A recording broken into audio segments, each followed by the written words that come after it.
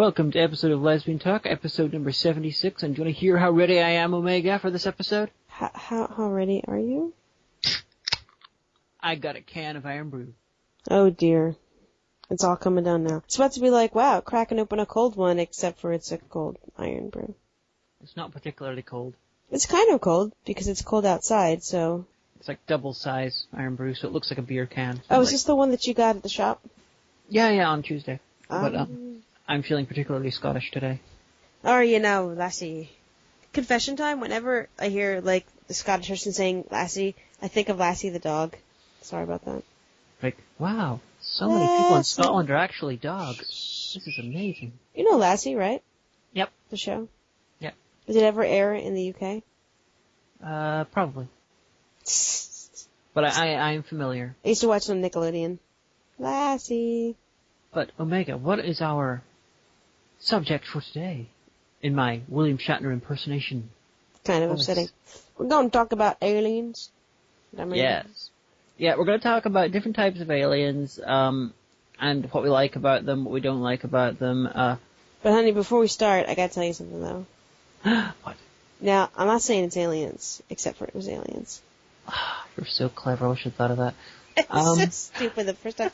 Because, like, I like A&E, and, you know, Netflix will be like, oh, you've watched other shows on A&E, you should totally watch this one. I'm like, Ancient Aliens, okay, so it's probably about, like, science, except for it's not at all. Yep. So I think in order to construct this in a sort of coherent way, we should choose a couple of big franchises, and then we can talk about Does it have to be a franchise, or can it be also famous aliens? We can do that separately, but, you know, to begin with, like, do Star Trek, Star Wars, Doctor Who, and then... But here's the thing, though, I don't want to, like, be that guy, but I'm going to be that guy. I don't think that Doctor Who should count, because even though he is an alien, he is a humanoid alien. You don't think the Doctor should count? Well, you can just not talk about the Time Lord. Like, here's the thing, is whenever I think of aliens, I'm thinking of that classic, like, 1980s, completely not humanoid at all kind of alien. But that might just be a product of my upbringing. Might be. But, you know, just to be fair, these are the big players. We should at least pay them lip service. Okay. Doctor Who, the alien played by a Scotsman. Have you seen these eyebrows? But Doctor Who, perhaps even more than, like, Star Wars, just has very, very idiosyncratic aliens. Like, you've got, these are the Androgam, they're a race of space gormons, these are the Draconians, they're, like, green reptilian space samurai. It's like every single... Daleks, they hate you personally. They're like Nazi pepper pots. But every race in Doctor Who that aren't the ones which are identical to humans in everything except for, like, name, they're the space ... Oh, I see, like the space stand-in for something obviously human. Yeah, pretty much. Except, okay, there's a couple of other examples which that doesn't fit under. Like Alpha Centauri from the Peladon stories with John Pertwee basically looks like a green penis with a cape. Oh my.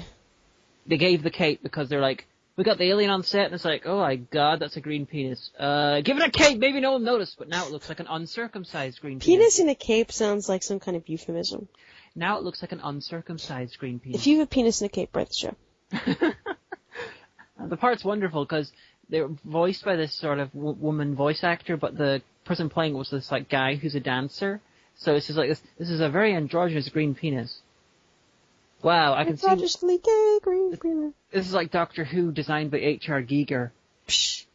My favorite aliens in Doctor Who. I love the Androgam. Oh yes, I know. Yeah, the space gormons.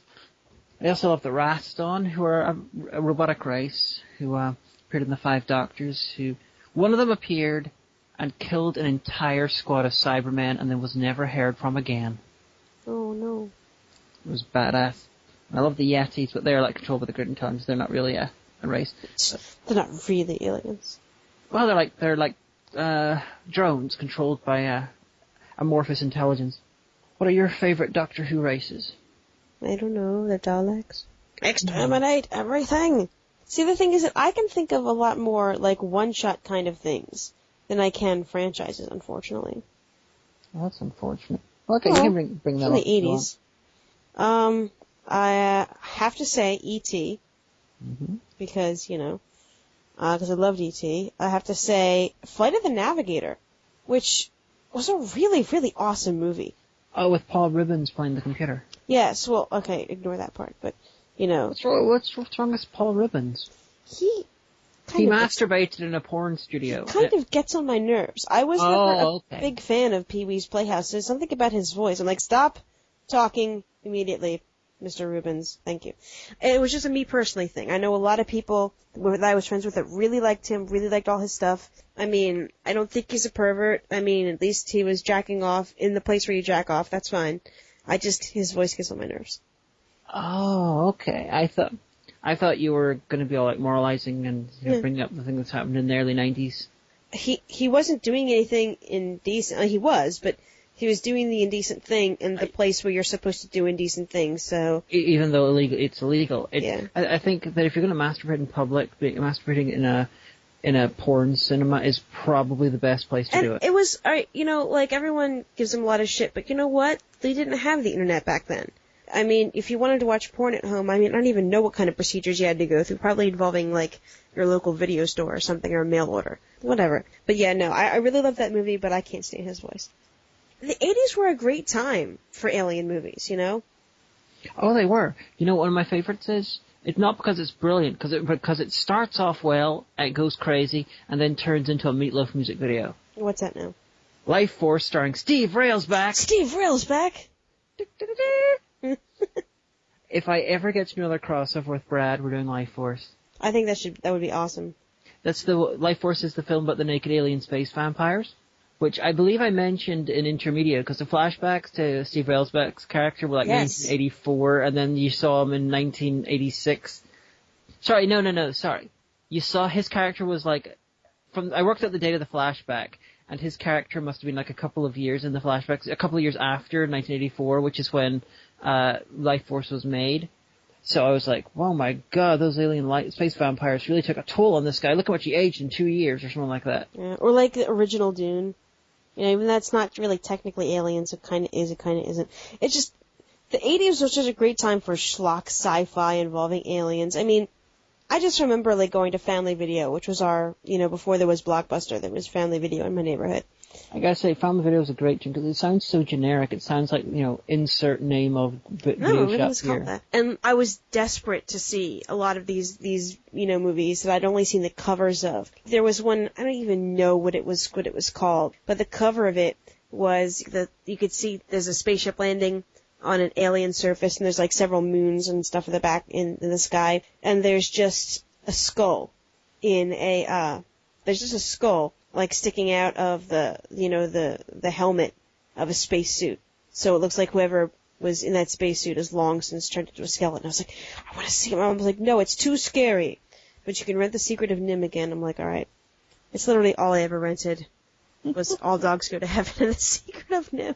Well, my history of in the 1980s as a child, the video I would end up renting a lot were, actually, the one I would rent a lot would be The Five Doctors, which really got me into Patrick Troughton's Doctor. Oh, if anybody knows what I'm talking about, write the show. An astronaut who's a skeleton. Were they in the sort of a sand? Yeah, it was like a desert kind of thing. DEFCON 4. Is that what it was? That was directed by the guy who created Lex. Was it any good? I'll totally watch it. No, but I believe I have a copy of it. Oh, cool. Let's watch it sometime. See? Now you don't even need to write the show. I'm going to do it. I think it is. It might be wrong. I feel so bad, like, especially, like, the last 4 weeks we were talking to Jacula, and I wanted to watch all these kinds of shows, all these kinds of movies. Back in the 80s, man. That's when I grew up. My parents like, no, you can't. You can't watch that. It's too scary.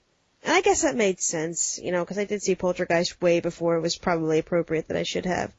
But now people be like, oh my god, you never saw this movie? Oh my god. You've not even seen the Alien movies. I haven't. I never saw any of the Alien movies. And everyone's like, oh my gosh, Omega, how can you even have a show on Blip? And you never saw. I'm like, I'm sorry. Well, I've never seen Titanic, but that's sort of a personal choice. That's fine. The thing about Titanic is the basic idea. Like, the day that I saw it on Christmas Eve, the year that it came out, because I went with some friends.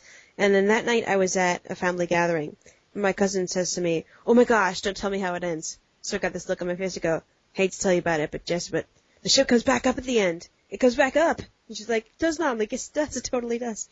And you can be like, "Yeah, it is. I saw the sequel, Raise the Titanic. It was made years ago." Like, it's so bad. It's like, you know what happens. Reading Wicked.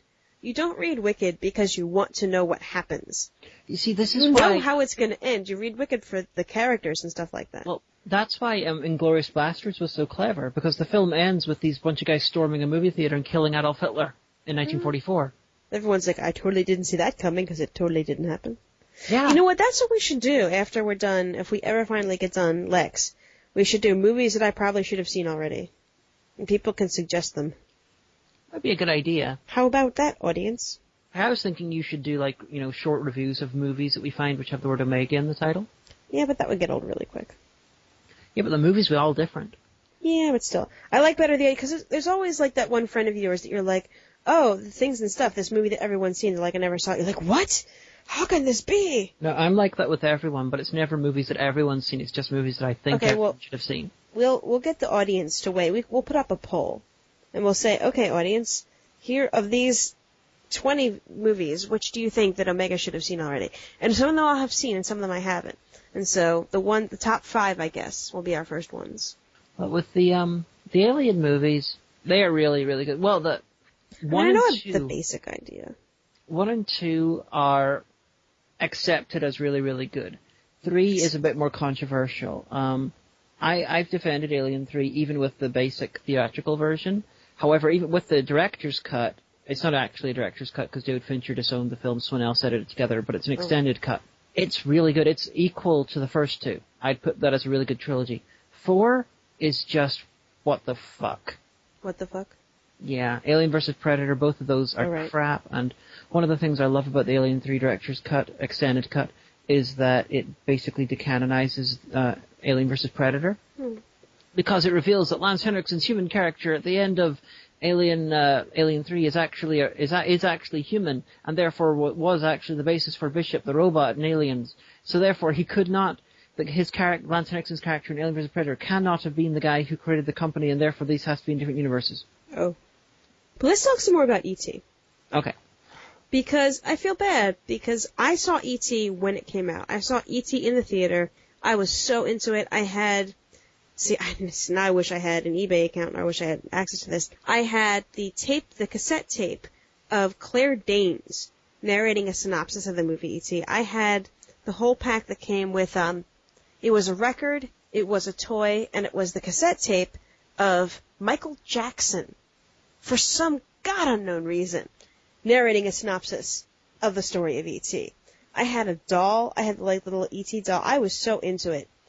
And the thing is that I haven't seen the movie in, squillions of years. But I don't want to, because the digitally remastered version has the federal agents breaking in, carrying cell phones and not guns. Yep, and I think that's wrong. I remember the controversy when that came out, because that came out roughly the same sort of time as the remastered Star Wars films. Mm-hmm. There was even a South Park episode about it. Really?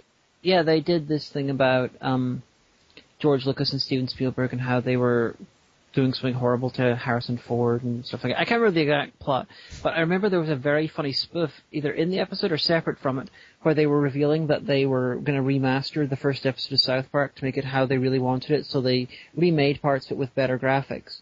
And then they included like random giant lizards in the background, which were moving around, which were not in the original shots, as references to some of the changes that Lucas had made. And then they had bits where they referenced the cell phone shotgun bits, but I can't remember exactly what they did. That's just so wrong, because back in the day, there were no cell phones. And I know I'm showing my age at this point, but you know what? Well, that was shot in the 80s. It happened in the 80s. No fucking cell phones in the 80s. I mean, they were, but they were the size of like those like backpacks they had in Vietnam. Yeah, the ones that they were changed to, they were giant ones, and they were more like walkie-talkies than cell phones. It's still wrong. They went in there, guns drawn. That's how we'll remember it. Stop false flagging E.T. Yeah, that didn't make any kind of sense. Changing stuff like that. Okay, the maker is doing it, so on one level, I as little as I like it, they have the right to do that, especially Lucas, because he 100% owned Star Wars. Yeah. It was a shitty thing to do, though. Especially Lucas, who, in previous decades, I think he went to court at one point to try and stop people from colorizing black and white films because he thought it was destroying the original film. I just... And the difference is that Lucas owned Star Wars, so he could legally do it, but it made him look like a massive hypocrite. It's just the fact that, here's the thing, it's like, oh, well, people be like, oh, well, it's for the kids and stuff like that. There is a line in the beginning, in the first, 5 minutes of the movie, where Elliot's older brother says to him, "Shut your mouth, penis breath." I know we touched on this last week, but I don't know if they've taken that line out or if it's in, if you know, write the show. But still, shut your mouth, penis breath. If you can say, shut your mouth, penis breath, you can handle the silhouette of a gun. And here's the thing, the federal agents are supposed to be scary. This is a decade before the X-Files. It's supposed to be, oh my god, the authorities, the government. Shit's gonna get real, shit's gonna go down. I'm just saying. Yeah, well, I completely agree. Aliens, E.T. was an alien life form, he was an alien being, but he wasn't there to, blow shit up. I don't know. I remember a lot of the problems were, and I can totally understand this, they were trying to get rid of the original version and act as though it never happened. Or that it wasn't, that this was the new version and they wouldn't release the older version, so people had to make do with the new one, which is absolutely horrible. I can handle them making the changes as long as the original one is available. I had the original one on VHS. This was so long ago. I don't even know if it's available on the internet anywhere. It's probably not because it was the old analog version. It wasn't a digitally remastered one. And there was a lot of wacky screwball alien stuff that happened in the 80s, too. What was your favorite alien in Star Wars? Star Trek. Oh. Technically, everyone's an alien in Star Wars. That's really difficult. Well, humanoid or non-humanoid? Either. Just alien race. The crystalline entity. No, I'm lying. Well, I hate the Ferengi. I'm sorry, I just hate the Ferengi. You know the origin of the Ferengi? I know you told me one time, but I forgot it. They're a parody of American capitalism, but the name Ferengi comes from... Garth Marenghi's Dark Places?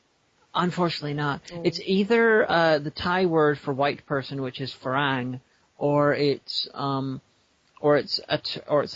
Arabic term for white person. The Ferengi are basically a parody of capitalistic white America. You should totally say that on Tumblr. Everyone will be like, white people be like, where's my Gold Plus Latinum, bitch?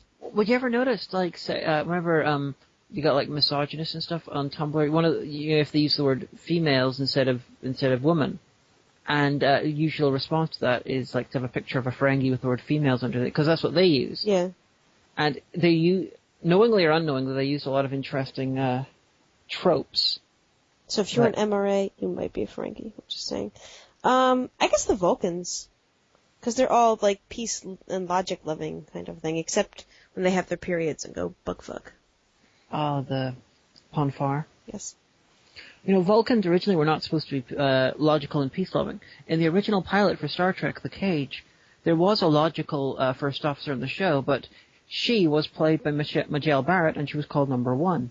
Spock was there. And then she got demoted to playing the computer and just being Gene Roddenberry's wife. Although she's probably good at that. I mean, I'm playing the nurse as well. Oh right, yeah, Yeoman something or other, right? No, Yeoman Rand was a different character. Nurse Chapel. Okay. But Spock was there, but he was like a lieutenant, and he was really, really emotional. He smiled all the time. He laughed and stuff.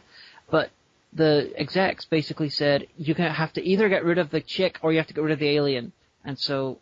Yeah, Roddenberry got rid of Majel Barrett. I'm not sure why Majel Barrett didn't take... She took it very well because she married him later. Yeah, I'm guessing because maybe she was sweet on him and he'd be like, it's okay, babe. And she'd be like, really? I love you. I don't know how that went out. But then he basically gave Number One's... Number One obviously became Riker's nickname in the Next Generation. Number One. Gave Number One's personality to Spock and therefore creating the modern Vulcans. I like Vulcans. My favorite Star Trek race are the Trill. Psh. What? What's wrong with the Trill? Just saying. What? They got really, really cool spots that look like tattoos, and they Yeah, but there's that whole, like, symbiotic worm thing. I'm not Yeah? sure. I think that's really, I think that's fascinating. I wouldn't want to be a worm. Well, you're not a worm. You at worst would have a worm put into you, and I wouldn't you'd be a symbiotic life form.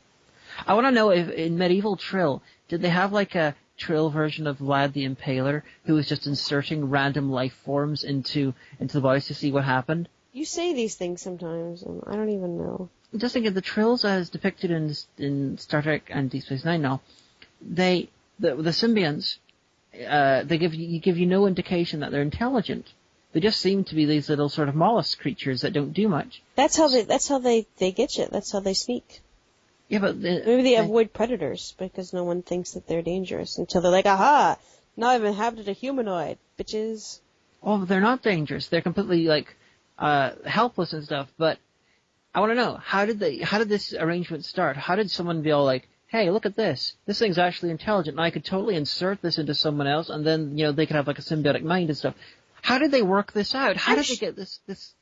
How did they come up with this idea? I'm sure somebody knows. I'm sure there's a Trekkie out there who's a fan of ours who knows. I'm pretty sure that the reasoning cannot make sense.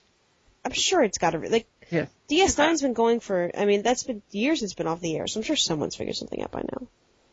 I'm still thinking it's like a Trill version of Vlad the Impaler. It's like, I'm going to torture you by sticking random animals in you, and we can then see what happens. And then, like, yeah, but there's a process though. There's like a whole ritual and things and stuff. If I remember my limited DS9 knowledge. Well, the rituals and stuff isn't necessary. You can just literally stick them in. Like, that doesn't sound very romantic. They should at least get dinner first. Hey, baby, I'm going to stick your symbiote in me. In their first appearance, that was in The Next Generation.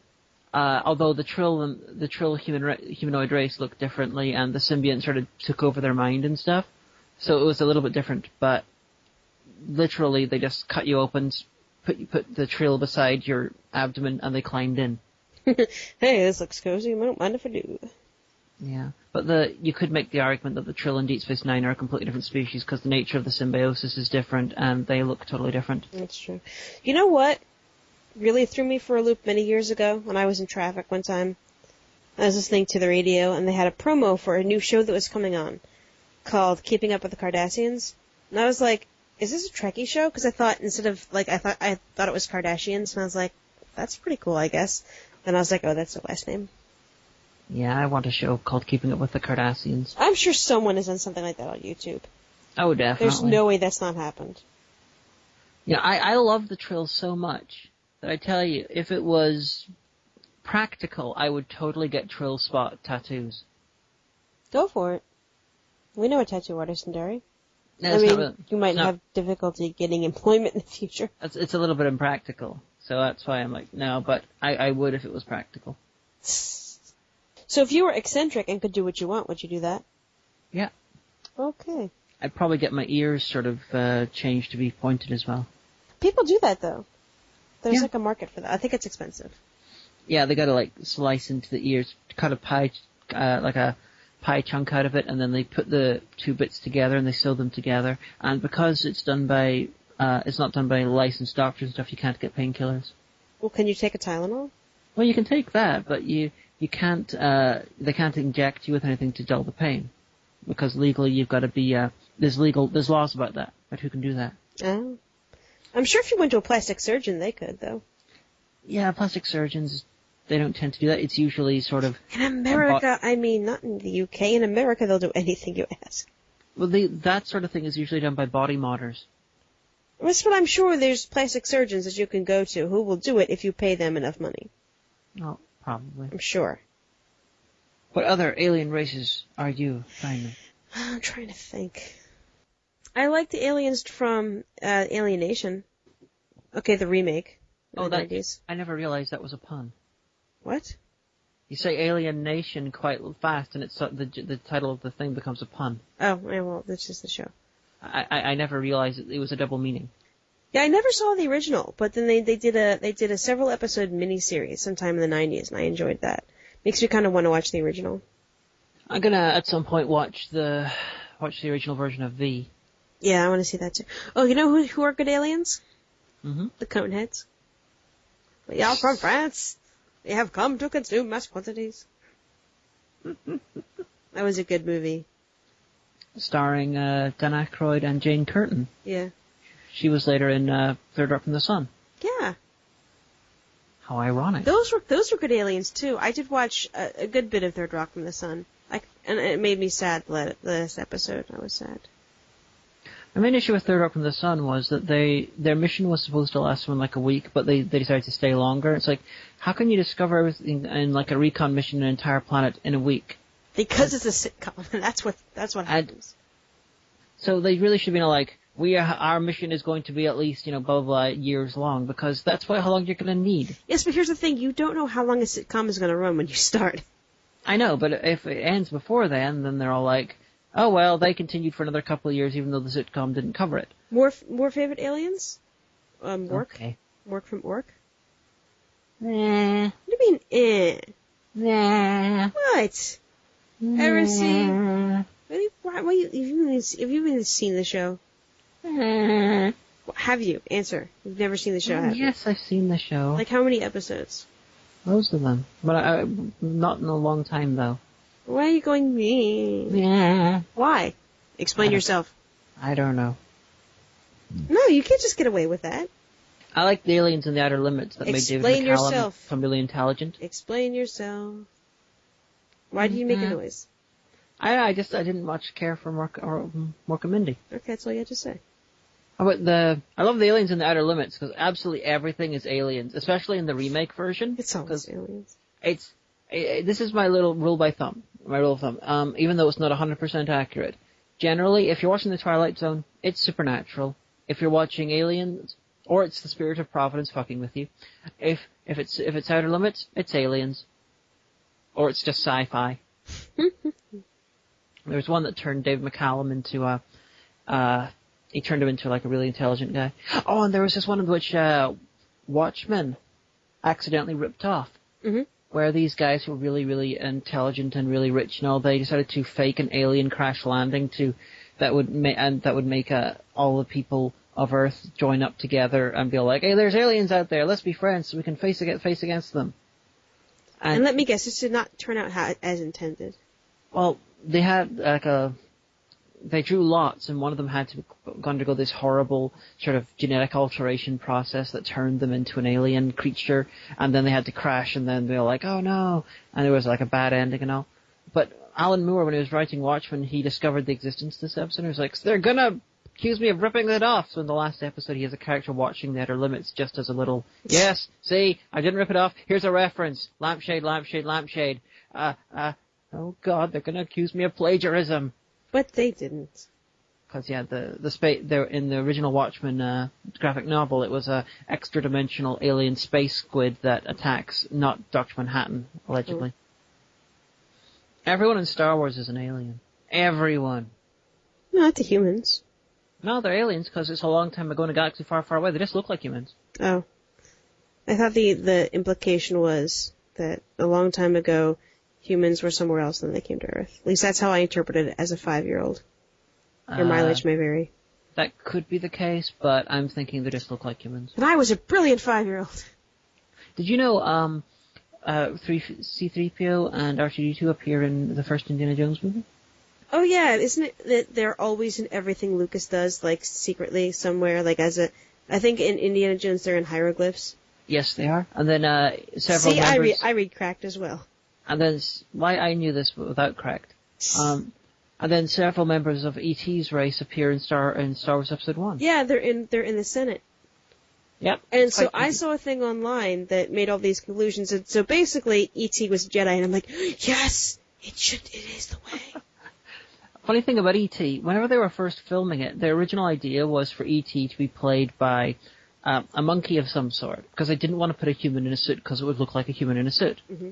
So they put a monkey in there, and they put it on roller skates so they could make the alien look like it was gliding as it came down the ramp. So they thought, so it's like, monkey and roller skates, that'd be great. The monkey stays still and it's gliding down there, then we can slow down the footage and, not show the roller skates, and it'll look like it's gliding. It'll be great.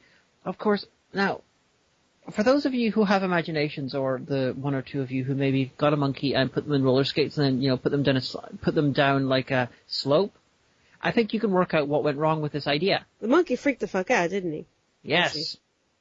And so they ended up refilming it with like a human, but this is why E.T. was played by a person in a suit, just a very elaborate suit, and his head was animatronic. It didn't look at all like a, Yeah, I think some shots might have been a person, some shots were like animatronic, some shots were prosthetics, but the face is always animatronic and model work.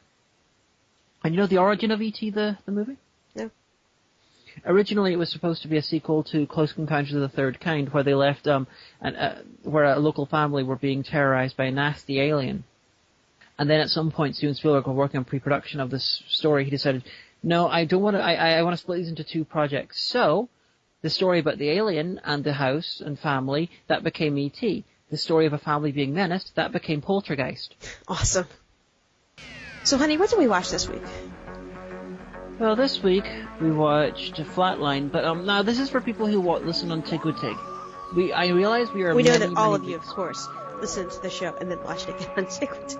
Of course. Yeah, we realize we are weeks behind in Tig-Wig, but this is partly because the Tig-Wig upload thing is mad right now. Because there are so many new talent and there are so many people doing Halloween things, basically the rest of the month is booked up. So that's why you're getting this in the 1st of November. So you ain't going to hear this for a while. Yeah, so that's why we're very far behind on Doctor Who's. But we are watching them in good time. It's just between getting the podcast arranged, getting it recorded, getting it edited, getting it uploaded, and then getting it linked onto Tig-Wig when we can. It's difficult. Yeah, there's a lot of new folks coming on, and so they should have their time in the sun. And there's also a lot of people doing the Halloween stuff. So Yeah, it just happens every so often. No grudge. But anyway, we watched Flatline. Yeah. Yeah, and if any of you want to hear these in more slightly more timely matter, then just go to Omega's Blip and listen to it there. Yep. You can follow me on Twitter. But I tweet about fun shit. I don't know. But Flatline was another good episode. Thank you, Jamie Matheson. Yeah. Also not perfect, but someone give this guy a promotion. I like this episode. And I liked it even more so because last time we called Clara the girl who lied. The doctor totally calls her out for lying. And I was like, yeah, you go, doctor. You know what's going down. I suppose I gotta play my usual part of complaining about stuff, but I like the two-dimensional aliens thing. I like that they were sort of grabbing people and sort of dissecting them and putting parts of their body on like flat surfaces. That's a nervous system. I was like, wow. So all that was really, really wonderful. I'm really glad. It was like a unique alien race. Very, very cool. But we all know I have issues. Shall I talk about them, or do you want to be all like nice about it first? Well, I liked it. I thought it was good. It was interesting to see Clara try to have to flounder on her own for once, without the doctor being like, "Don't worry, I'm the doctor. I'm the NPC. It's going to be fine." One thing I liked, and I guess it does lead a little bit towards the more darker tone the show has been trying to take, is that the asshole boss of the prison crew. He's an asshole. He's an unredeemable asshole. At the end, he's like, well, I'm an asshole. I just saved my life, doctor. I'll see you later. That's like Voyage of the Damned had its unredeemable asshole surviving as well. The guy who played the unredeemable asshole, he was in Guardians of the Galaxy. Who was he in Guardians of the Galaxy? He played the guy who tried to buy the orb, and then at the start, then he got terrified when he heard Thanos was involved. He was like the alien. Ah, okay. Yep. Oh, there you go. Dun dun dun. What kind of accent did he have in this? It was sort of I can't remember the exact area it was, but it was definitely a country English one. Okay. Is Bristol like an economically depressed area? Bristol it's not as far north as like Manchester or even Birmingham, but it's not as far south as London. I don't think I've ever been in Bristol, so I can't really talk firsthand, but I got the feeling that they were a bit caricaturing it a little bit, possibly inaccurately. But then again, in an earlier Stephen Moffat episode, they had this guy who was saying they were in Hull when Hull was being represented as like a field with a guy with a really thick Yorkshire accent, but it was a field, so I get the feeling occasionally if it's not Cardiff or London, they don't really care. Oh. Because Hull is not a field. But yeah, I liked it. It was a good episode. It was solid. I liked the doctor. That was a really great moment. It was like, Clara, I don't know something for once. Let me just enjoy that moment. I liked that. The special effects work when the doctor was talking to Clara when he was inside the TARDIS, that looked horribly flat. He looked like he was in a screen. And explain how I think they should have shot this. I explained this last week, but I'll do it again. Basically, I think they should have had the tiny TARDIS there being held up by Clara. I thought it should have been connected to a room that was enclosed with green screen walls, and I think they should have had Capaldi on the other side of the TARDIS thing, behind green screen stuff, so all you could see was his face coming out of the door. And they should have had her making it look like she was holding it, but she was actually touching it, but she was not holding the weight. It was actually connected to these green screen things, which we then cut out. And then they filmed the scene again without Clara and without the TARDIS and all, and then you use that, the blank plate, you put it in place of the green screen plate. This is how basic green screen invisibility is done. I don't understand that, but it sounds like it works. I'll explain it to you in more detail at some point. Okay. Then the way they filmed it here, it was like they either, it looks like they put a bit of green screen in one of the toy TARDISes and then they just filmed the Doctor flat. But unfortunately, Clara, when she's holding the TARDIS, her hand is doing some movements. It's, changing the angle very slowly. Even if she's trying to be still, it's going to move. Yeah. Well, with the Doctor, they can try to recreate that as well as they can, but it didn't come out perfect. And it took me out of the special effect, something horrible. I felt kind of sad that all the people that were lost were never coming back, but then that's usual for Doctor Who. Oh, yeah. Everybody dies, motherfucker. Just this once. Most of the people live. I really wish that the monsters, I wish that what they were planning to do was not worked out by the Doctor, and I really wish they'd stayed two-dimensional. It isn't. He said, I don't know if you were trying to invade, if you were just curious what, but I'm here to tell you that as far as I'm concerned, you're assholes. Yeah, but he decided that they were definitely they were definitely negative. Yeah, he said that. He said that, I don't know what you were originally here to do, but as far as I'm concerned, you have chosen the role of a bad guy, and so I'm going to treat you like a bad guy. He could have been wrong. Oh, I know. I wish that the episode did not. I wish the episode were leaving them as a bit more ambiguous. I know that they were ambiguous themselves. However, the episode treats them as unremittingly bad. Hmm. And I really wish that they hadn't. Plus, I wish they'd stayed two-dimensional. Like, make them become 3D in a sequel episode or something. Because the two-dimensional A was more creepy, and it was better. While the 3D one, it's a little bit more silly. The effect of them was kind of scary, though. Like, I can imagine being a 5-year-old watching that and being kind of freaked out. Oh, yeah, it was a really good effect. It's just... It's the sort of thing that I think they just should have left for a sequel, because then it's like, the two-dimensional monsters are back, and now they're 3D, bitches! It's like what they're going to do in the sequel now. 4D? Yes. They're going to have to watch Cube 2 Hypercube for that. Oh, no. But I thought that, all the support characters were good. I liked how she's like, oh, I'm totally not in an adventure with a doctor. I'm in a meeting. I'll call you back. Oh, no. The doctor's like, you lied, didn't you? No. I mean, I've just been lying this whole season, but no. Everything's fine. Just saying. There's funny things on the Doctor Who forum when people were like, they were looking at the scene where Danny phoned Clara, and he clearly says something along the lines of, I've got our bench, as they're supposed to have, meet up and, sit at this park and talk. So some people accidentally or deliberately misinterpreted his words as, what up, bitch. And there was just, conference people going, he said that, this is terrible, Doctor Who's going, blah, blah, blah. And it's like, he didn't actually say that. Rah! It was hilarious. What up, bench? But yeah. So, but I thought it was good. I liked the Doctor at the end being like, I'm a good guy. Probably. Just saying. Shut up. I hate he gave a really, really, I hated his David Tennant speech at the end.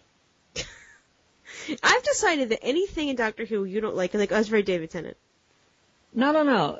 Matt Smith did the same thing in Rings of Akhenaten, and it was awesome. And he did the same thing in the Pandora Opens, but I don't care. Out of the new Who Doctors, the one that's most famous for doing these massive monologues that are really, really cringeworthy, it's David Tennant. I thought it was good. He just came back from almost suffocating, so, he was a little addled. I know, but he was channeling a former self. It's not a case of anything I dislike is David Tennant-ish, it's just lots of things I don't like are David Tennant-ish. And because I don't like David Tennant's era. But even the 50th anniversary made a joke about David Tennant doing these massive dramatic speeches with the bit with the rabbit. Oh yeah, that's a good point. But I didn't like it, and they called them the Boneless. Oh, what a fucking terrible name for them. Who called them that? I didn't even hear that. The Doctor named them the Boneless.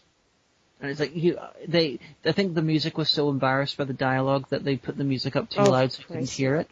But let's watch it again. He says that. It's just hard to hear. Yeah, because I must have totally missed that the first time. And the tiny TARDIS turns into... Well, isn't the Boneless the name of this Scottish supernatural monster story? Not that I know of. I really think it is, because I used to have a book of monster stories from around the world and ghost stories. And I think that the Boneless is one of those things from like the Orkney or something like that. No. I liked the fact that the TARDIS turned into the Lament configuration, although I don't really like the idea of there being a siege mode. In Old Who, the TARDIS was just invincible because it wasn't wood on the outside. It was just an indestructible Time Lord material. In New Who, they decided it as shields, and that's what makes it invincible. And the Time Lords, given the sort of technology they can do, that would be a really stupid idea. Why make a shield that's impervious when you can just make your material impervious? They're Time Lords, they can do that shit. So, siege mode, as portrayed in this, is basically how the TARDIS was all the time in the previous show. And, like, I admit it adds dramaticness to the scene and everything, which is fine, but I think a little thing was lost. Not a massive deal, though. I can't find it, but you know what I'm going to do? I'm going to find on Amazon the ghost story book that I got this from and get that. Because I know that I'm not wrong. Because it like comes like a slurping thing, and it slurps them up. Honey, I don't think you're wrong. They get slurped up. There are a lot of, Orkney legends that I don't know much about, so I don't think you don't need to bother. Mm. But I liked it. I thought it was good. And at the end, like you were saying last week, I think Clara is being set up for a fall. And the Missy's like, Clara, impossible girl. Just saying. And Missy, who has hacked the Doctor, apparently. Hacked the Doctor. Oh yeah, in the same way that Clara was hacked the Doctor. Yeah, I know, with the phone, but it's like, it sounds like some kind of like, let's kill Hitler, hack the Doctor. This Missy thing, I do not like it that they were like, oh, who is this mysterious person? Then we reveal it's always a disappointment. I really wish they didn't have story arcs like that. Maybe she's the Ronnie. I'll be so awesome. Ronnie be creeping, yo. No, I want that so much to happen. I really want her to be the Ronnie. The only one that I'd be excited about for about 2 seconds because, it's ultimately silly is if she did turn out to be the Master. It was me, the Master, the whole time. I have ovaries now. Missy, the mistress, the master, ha! And then she regenerates. It would only be great if she, regenerated to someone that looked exactly like Robert Delgado. Or Roger Delgado. Well, the rumor was that it was supposed to be Charles Dance, who is the modern Roger Delgado. Yeah, but isn't he busy being in Game of Thrones? Well, he was just killed in Game of Thrones. Oh, okay, that's fine. That opens him up then. So, he's fine. He's in a bunch of things. But the Master would only appear every so often. But... Look at my facial hair. It's me, the Master. The rumor that the Master is in Season 8 began with Sylvester McCoy, who did an interview saying he knows the Master's in the new series and he knows who's playing him and he's scary. Do you think he was lying? And I don't think it was lying. From what I understand, then there was some sort of a problem, and then allegedly it was Charles Dance. Allegedly. And then there was some sort of a problem, and so they had to rewrite the arc of the story so it wasn't the Master or the Master in another form, and then they're going to have Charles Dance in the next season. Yeah, maybe it was something like he thought his character would die in Game of Thrones before he did, kind of thing. I really don't know, but I wouldn't be surprised if the Master turned up, but then again I wouldn't be surprised if there was, rumors being misconstrued or being entirely wrong, because that sort of shit happens all the time. I want it to be the Ronnie. Sigh. You want it was it to me, be the Psy? Ronnie. It was me the whole time. You want it to be Psy? Yes. Why Psy the writer should be a Doctor Who villain? What is going on? They do a good job. I think they would. It's just rather random. It's like, hello, here's my friend Psy. They're a Doctor Who villain. Dun dun dun. Well, because Psy could come back as they could go back to the land of fiction then. Except it would be like the land of fan fiction. And it would be really meta. And everyone on Tumblr would combination orgasm at the same time. It's the land of fan fiction and Tumblr got to mention OMG. I've come all over everything, said Tumblr. Well, so final thoughts. I liked Flatline. I thought it was really cool. I thought it was really inventive. And it felt really different. And I liked that. I liked that a lot. And I liked Clara getting bitched at for her failings. It was a good one. And like Mummy and the Eric, I'm looking forward to the next one. But It looks like it's going to be, it looks bad. It sounds like it's going to be bad. However... I don't like the Doctor taking people on field trips. Don't like it. Alright, Courtney was okay because she's like technically nearly an adult. I don't like the little beanie kids like, oh, Doctor, we're going on an adventure. Stop it. Go back to school. It just seems like a recipe for a lawsuit somehow. That's really hard to sue the Doctor. No, but like the parents would be like, so my child was bit by a velociraptor on a field trip, and school would be like, wait, what? Yeah, see? Yeah, we went on this field trip with teacher Peter Clara Capaldi. and Peter Capaldi and this random person that's not affiliated with the school in any way. That's what we did. The school's like, all right, Clara, we need to talk to you. Well, based on what information I've got about the episode, I don't think that it's a case of them going on a field trip. I think something's happened to modern-day London and the Doctor just happens to be there and he's with those people. That'll make me happy if it's like that. So, I'm not entirely sure from a narrative standpoint that actually makes more sense, but that's what I think has happened. Okay. But I think that in the Shining of the Night, or whatever you call it, Burning Forest of the Night. Forest of the Night. What immortal hand or eye, dare frame that fearful symmetry. I'm sorry, I'm getting it mixed up with this horror. That's my favorite poem ever, just saying. I'm getting it mixed up with the horror movie I bought, which is a name, which is called Burning Bright, yes. Which is based on the same poem, which is about a woman trapped in a house with a tiger. There's an episode of Batman the Animated Series called Fearful Symmetry about cat people. And when I was little and I saw it, I'm like, I get it because of the poem. Based on the trailer and the concept, I don't think it looks good. But then again, Mummy on the Orient Express looked like it was going to be terrible, and Kill the Moon looked like it was going to be good. So I'm going to wait till I see it, and I will then hate it or like it. And it's not even like we can go on the writer's previous work. This guy has never written for Who again, so it might be another Jamie Matheson, or it might be another Kill the Moon. We'll see, everyone. Now it is time for that part of the show that we couldn't get rid of, even though we tried. It's Giovanni's trivia question, and Giovanni, are you with us today? Yeah, but here I am. I'm not here. My name's Giovanni. Stop misbehaving. So I am kind of embarrassed. Boy, is my shell red, I guess you could say, because we actually did have an answer to the trivia question. The person answered it. This was answered correctly, actually, after the last show went up on That Guy with the Glasses, and after we recorded the last episode. So I want to give a big shout out to my favorite mammal of the year, which is Muffin Top, that's Cumulus advena on Twitter, who did know the correct answer. That Bill Clayton correctly answered 3 questions about My Little Pony. So Muffin Top, you're my favorite mammal, and I'm sorry if you felt slighted by last week's episode, but don't worry, because it hasn't even gone up on Tickets to Get, so there you go.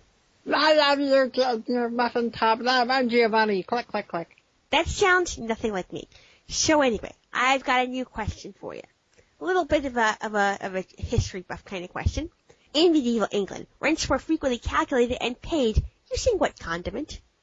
And it's not what you think. In medieval England, rents were frequently calculated and paid with what kind of condiment? So, as soon as this goes up on Blip, if you are the first person to tweet at the Omega Geek, that is at the Omega Geek on Twitter, and answer, you're my favorite mammal. I know I got that question wrong when I answered it, because I answered the Great Western Cormorant, but apparently I misunderstood the question. Wait, what do you put on your hot dogs? Cormorants? Well, you said what you in what... put it on your fries? I misunderstood, and I thought you were talking about which cormorant could you pay your things in. Condiments. Things that you would put on top of food, not condoms. It's like, I owe you money, here's a bird. Flies away. No! I don't even know how to answer that. So anyway, that's all for me. I will see you later, my adoring radio public. We're not a radio show, we're a podcast. I'll let him be. You know? What does it harm anything? It doesn't. Cormorants. Well, it does not. What are you, like, obsessed with the cormorants now? I'm always obsessed with weird things. Well, we know at that. Any rate. So, that has been episode 76. That is all from us for this week. I have been the Omega, and who would you want to have be this week?